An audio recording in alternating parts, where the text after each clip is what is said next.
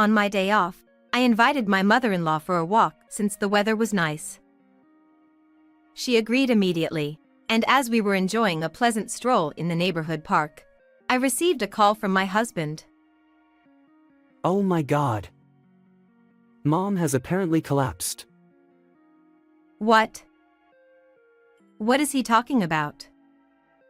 My mother-in-law is right next to me. Yeah. So, I decided to go back home for a while. I see.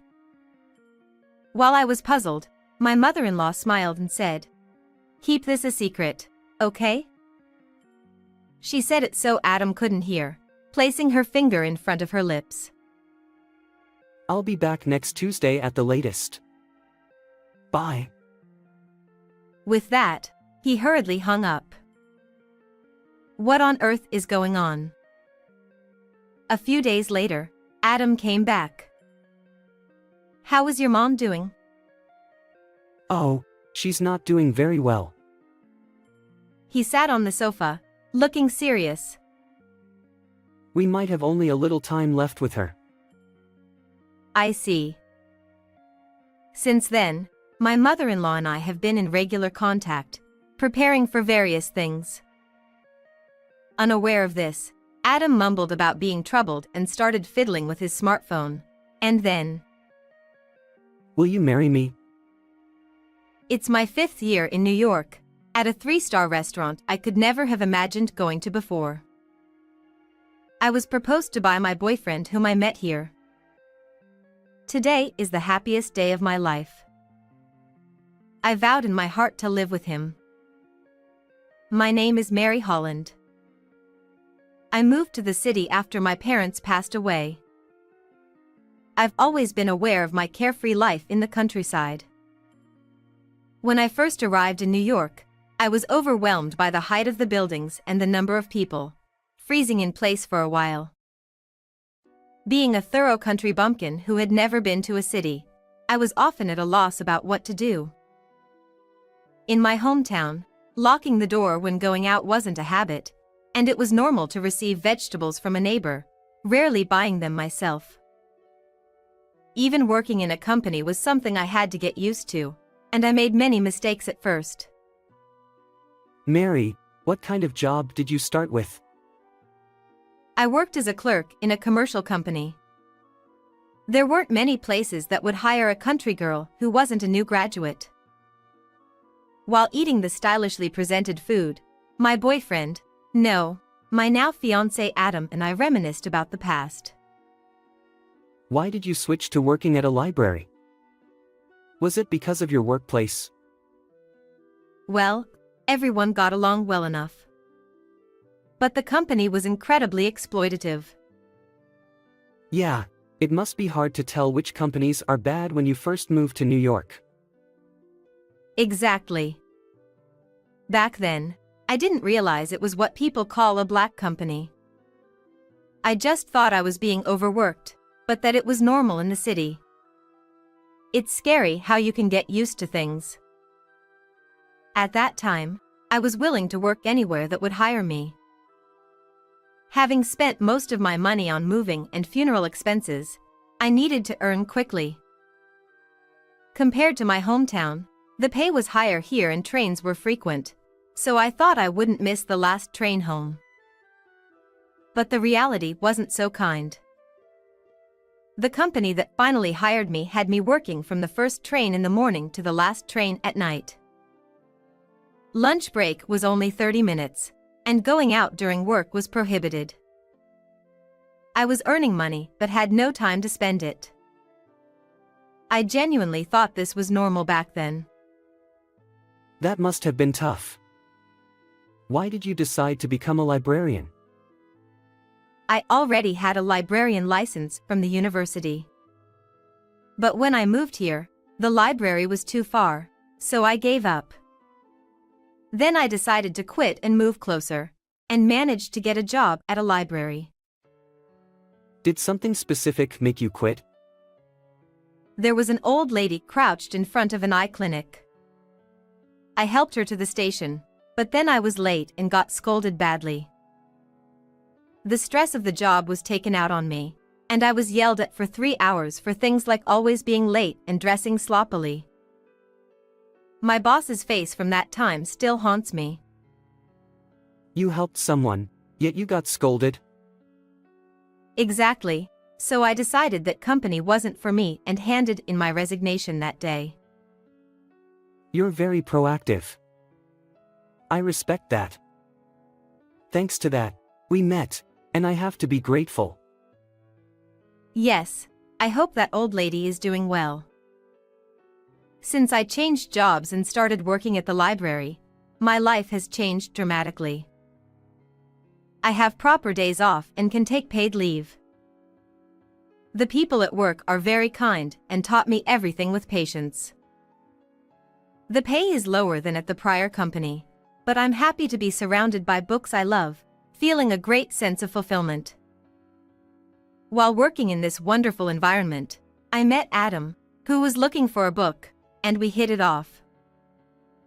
After a few meals together, we started dating. I'm grateful to the books that brought me to Adam. By the way, I want to tell my mom about us. Do you have any free time next Sunday?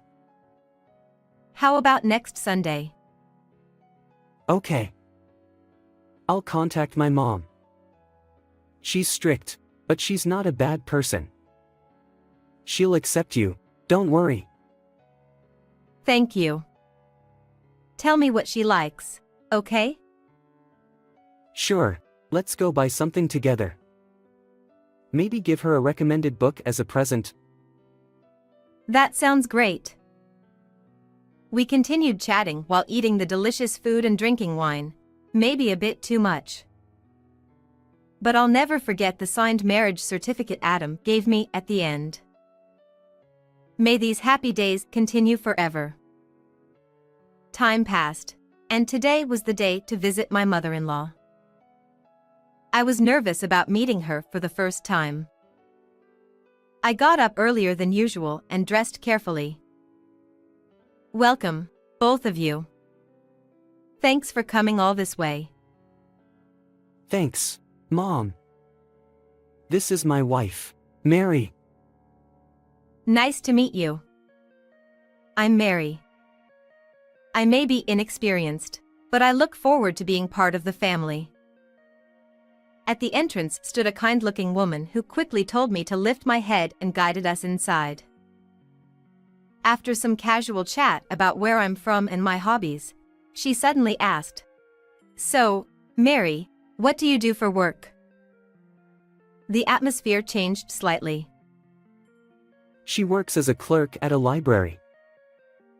At a library, I see. Is something wrong? No, it's not bad, but...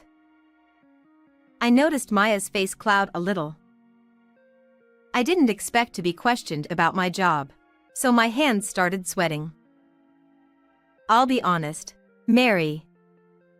New York is a bit expensive, isn't it? I'm worried about the financial aspect. Do you really want to keep that job? She said this apologetically but sharply. I understood her concern. Thinking about the future, it's natural to want a daughter-in-law who earns a lot. But I answered firmly. Yes, I don't intend to change it. I felt that if I didn't convey my thoughts to Maya now, I would never be able to call her my mother-in-law. I was scared, but I believed Adam's mother would eventually accept me. So, I responded confidently. I used to work for a horrible company, but I changed jobs and became a librarian. I believe this job, which makes people happy through books, is truly fulfilling. I've never had such a rewarding job before. That's right, Mom. Mary and I met at the library where she works.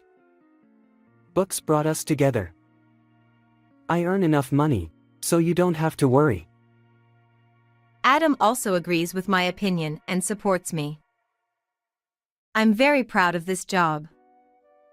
If we ever run short on money, I'm willing to take on part-time work or whatever it takes. That's how much I want to continue this job. I spoke my mind with a slightly firm tone, but I expressed my current thoughts boldly. Maya had a difficult expression but nodded deeply. I see, Mary. I raised Adam on my own after losing my husband. I can't let go easily. So, I want you to prove gradually that you are a respectable person. Of course, Maya. I responded loudly with a smile. The tension that had filled the room suddenly eased, and normal conversation began. Finally, both Adam and I relaxed our shoulders and felt relieved. The more we talked, the more it became clear that Maya was a family-oriented person. Although she lives in the neighboring prefecture and won't be living with us, I decided to build a good relationship with her. 15 years later, as promised, I still visit my mother-in-law's house regularly. At first, she seemed strict, but each time I brought her a book, she joyfully shared her thoughts on it. Eventually, we started holding regular tea parties and book discussions. For a book lover like me, it was the perfect break and a great way to bond with my mother-in-law, killing two birds with one stone. I have to thank Adam for suggesting I recommend books to her. However, I haven't been able to talk much with Adam recently. At first, our married life was like a dream come true. Adam, kind and considerate, was the ideal husband who helped me forget the loneliness of losing my parents. He helped with the housework and even surprised me with bouquets on special occasions. Every day was filled with happiness, but in the past few years, that happiness has faded. It's only natural that the initial excitement would wear off after many years, but Adam's sloppiness has become more noticeable. He used to help with the laundry, but now he leaves it to me.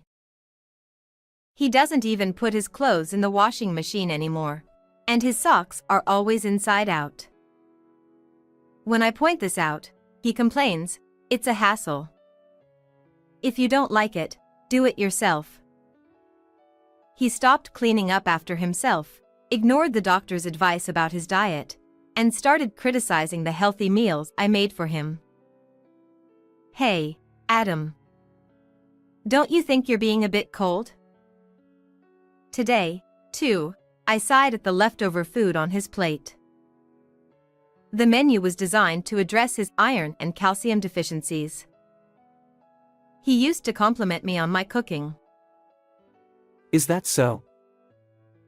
You're coming home late and leaving your meals unfinished. What are you trying to say?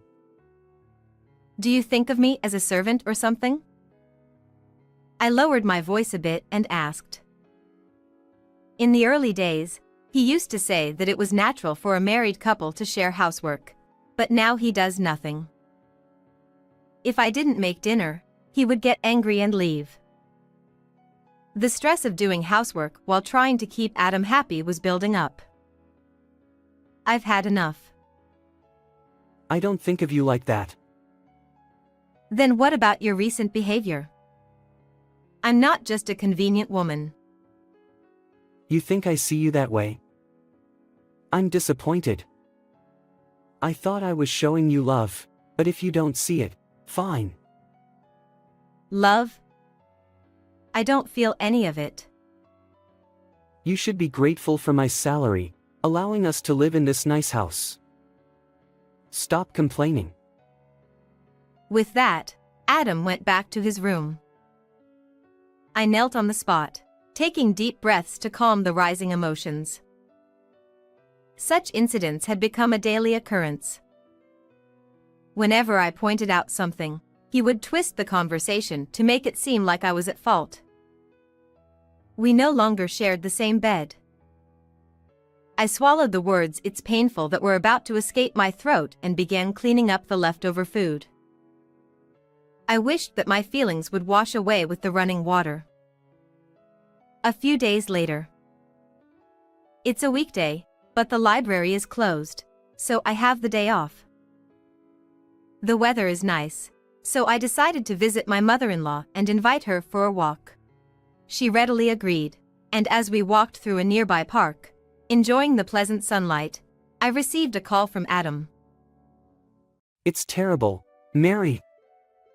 Mom has collapsed. What? What is Adam talking about? She is right here next to me. Yeah, so I'm going to stay at her house for a while to keep an eye on her. I see. While I was confused, my mother-in-law smiled and said, "Keep it a secret that I'm here." She put her index finger to her lips, signaling me to be quiet. I almost let out a sound of surprise. Mary, you don't need to worry. I'll take care of it. You don't need to call or anything. It might stress Mom out. Okay. But don't you have work? Mom's emergency takes priority. Of course, I'm taking time off. When will you be back? I'll be back by Tuesday night. Bye. With that, Adam hurriedly ended the call. I gripped my smartphone and stared at the ground. My mother-in-law gently held my hand. "I'm sorry, Mary. Leave the rest to me." My heart was pounding loudly, but her words calmed me down a bit, and I went home as she instructed. After that, my mother-in-law and I kept in touch regularly and started making various preparations. On Tuesday night, as promised, Adam came home. I'm back. Welcome back. How is your mom? Not too good. I'll need to visit her occasionally, so I might not be home often. Really? That serious? Adam sat on the sofa with a grave expression. I exaggerated my surprise. Yeah, I want to cherish the remaining time with her. Do you understand? Of course. Actually, I'll go too. No, I want it to be just the two of us. It's our last bit of parent-child time. And remember, Mom didn't think highly of you at first. That's... My voice trembled. Adam muttered, "What a bother," and picked up his smartphone. Unable to hold it in anymore, I clutched my stomach and burst out laughing. Haha, Adam, you're the best. Ha! What's wrong with you, Mary? How can you laugh when my mother is critically ill? He threw his smartphone aside and approached me with an angry face. I stopped him with my hand and opened the door to the adjacent room. Who's critically ill? Ha! Mom! Why? My mother-in-law herself appeared. Adam was so shocked that his face turned pale. On the contrary, my mother-in-law approached Adam with a fierce expression. "What have you been doing this past week?" What? As you can see, I'm perfectly healthy. What were you doing? That is... Adam averted his eyes and hesitated. Of course, he couldn't lie anymore with his perfectly healthy mother standing in front of him. Mary, did you call her? I told you not to because it would stress her out. Unable to find any excuse, Adam turned his anger towards me. But with the upper hand, I wasn't afraid. Adam, when you called, I was on a walk with my mother-in-law. I showed Adam my chat history with my mother-in-law. It clearly showed our conversation when I invited her for a walk on the library's day off, and she gladly accepted. So, it was obvious from the start that you were lying. But why? You two weren't that close. At first, she complained about your low salary. That was just to test Mary. Ha! Despite what I said, Mary kept bringing me recommended books and inviting me out. Unlike you, who never visited. My mother-in-law spoke with an exasperated tone, and Adam tried to argue. I didn't know. Why didn't you tell me? I tried at first, but you stopped listening. Initially, I had no intention of hiding it, but Adam's refusal to communicate had backfired on him. If he had known about our good relationship, this wouldn't have happened. Adam looked down in frustration. His smartphone vibrated, but he was too exhausted to care. Do you remember when I told you about helping an old lady in front of an eye clinic while I was working at a company? That was the trigger for my career change. I think I remember. That was me. The world is a small place, isn't it? Yes, this was the most significant event that brought me closer to my mother-in-law. While reminiscing about the past during a tea party, she suddenly exclaimed loudly. That was me. She opened her eyes wide, looking surprised. At that time, she was suffering from a complex eye disease and had come to the city for surgery. However, after the operation, she got lost and was in despair when someone called out to her. Due to the postoperative eye drops, her vision was still blurry, so she couldn't see the person's face. Therefore, she didn't recognize me by my face, but she became certain after hearing my story. I'm so happy to have met the person who helped me again. Thanks to that, we've become very close. I was too exhausted at that time to remember faces properly, so I didn't realize it. I've been wondering if you made it home safely ever since. Thanks to you, I did. Although now my son seems to think I look like a patient who doesn't have long to live. Maybe you should be the one getting eye surgery next time. Adam usually tries to assert dominance over me, but he seems to stand no chance against his real mother. He opened his mouth, seemingly wanting to say something, but no sound came out. Then, the door leading to the adjacent room opened again, and I heard a woman's voice calling Adam. Ha, Iona. Good evening, it's been since yesterday. Iona smiled sadly and faced Adam.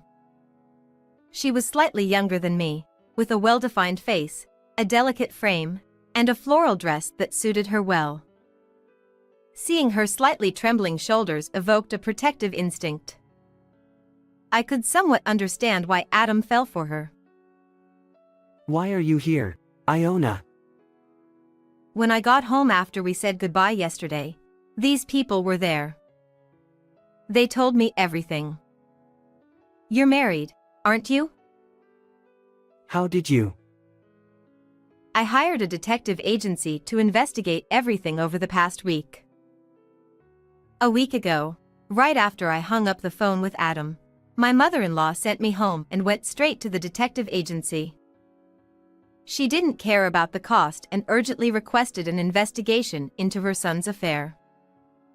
As a result, evidence was quickly gathered, and they identified Iona's home and made contact. Adam, you got along well with my parents, didn't you? They are very angry, and of course, so am I. I brought them here today to settle things. According to the investigation, Iona worked at a client company, and she told us they fell in love at first sight. She hadn't known Adam was married, and if she had, she never would have dated him.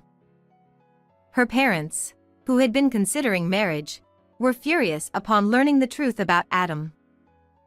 They sincerely apologized to me, despite not being at fault, which made me feel both guilty and even angrier at Adam. That's why I apologized to the three of them and suggested they come here today. So, Adam, your affair is completely exposed. I'll give you my lawyer's contact information later. You'll go through them from now on. How do you plan to live without me? Prices have skyrocketed compared to before. You can't survive on your salary alone. Adam glared at me, half defiantly. My mother-in-law stepped in to block Adam's view of me. Actually, I've started something new. With that, she showed Adam a screen on her smartphone. What is this? Recently, I started investing in real estate. It's been extremely profitable. The money spent on the detective agency didn't hurt at all. The screen showed a rate graph. My mother-in-law, who had been studying investment, had succeeded greatly in these investments. Of course, I also helped by applying what I learned from university and my favorite books. We were likely earning far more than Adam's salary now. So, you don't need to worry about our money. You should be more concerned about your own financial situation, as you'll soon be paying alimony and living a poor life. What? Alimony, you're joking, right? No, it's only natural since you had an affair. You'll be paying for both me and Iona. Adam, looking deflated, suddenly seemed to get an idea, grinning smugly as he pointed at me. Ha! Too bad, Mary. I have my mother's inheritance. Sure, I'll pay the alimony, but I'll be back to my old life in no time. How did you end up so foolish? Seeing Adam's triumphant declaration, my mother-in-law looked exasperated and held her head. I felt the same. Mom, it's a major crisis for your precious son. Please. Adam, you are indeed my precious son. But I never raised you to do such inhumane things. What? I'm disowning you. From now on, live on your own. No way. What about the inheritance? I'm giving it to Mary. I couldn't help but exclaim in surprise. I knew she was considering disowning him, but she had never mentioned the inheritance. I was overwhelmed with joy, as someone who lost her parents, to be valued so much. Mary, would you like to become my real daughter? Those words made me feel a rush of warmth. They were words I had longed to hear. I've been lonely since my parents died. Are you sure? Of course. Let's take care of each other from now on. My mother-in-law, no, my mother opened her arms toward me, and I jumped in without hesitation. Ah, the warmth of a mother after so long.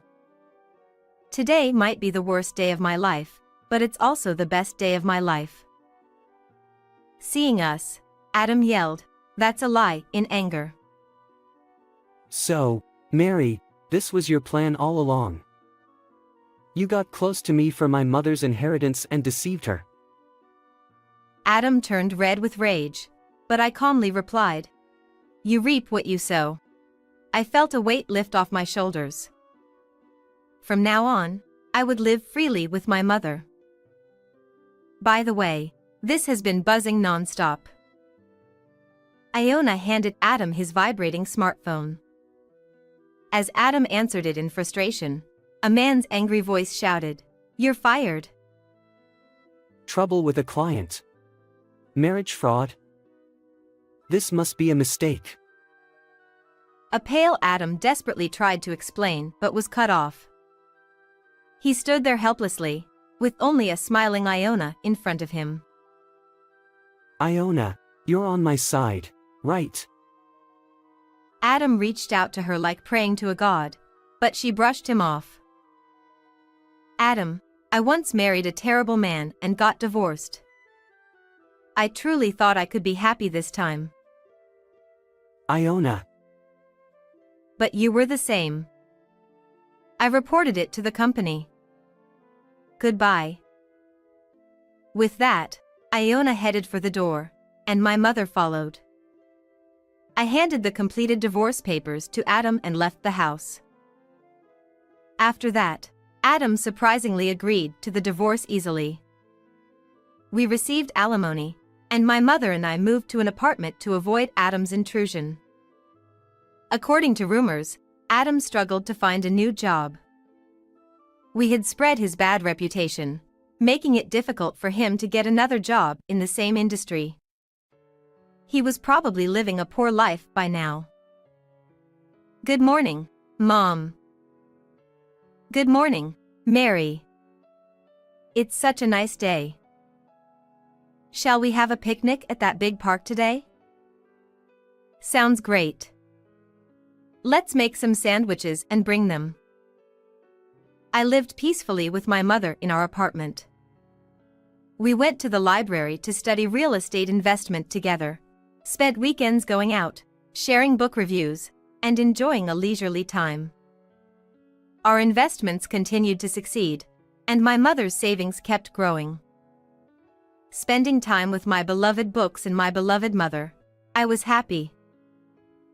How did you like this story? Please subscribe to our channel. See you in the next video.